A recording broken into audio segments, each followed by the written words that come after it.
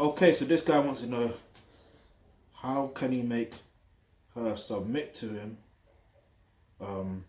unknowingly and how to please him. Alright, so basically, in order for you to be able to make her submit to you in general, it's not about unknowingly or anything like that. Everything does happen on a subconscious level, but it starts off with you.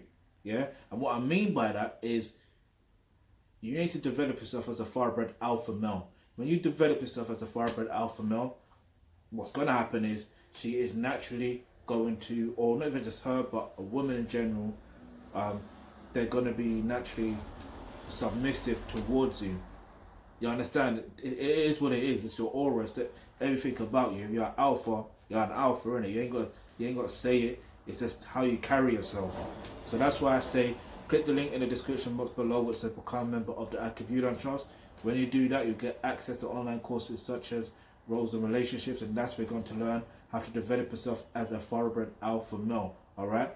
And if you've got any questions, any topics you'd like for us to discuss in our videos, leave that in the comment section below. And remember, hit the subscribe button, hit that bell notification, because you never know, the video you suggest might just be next.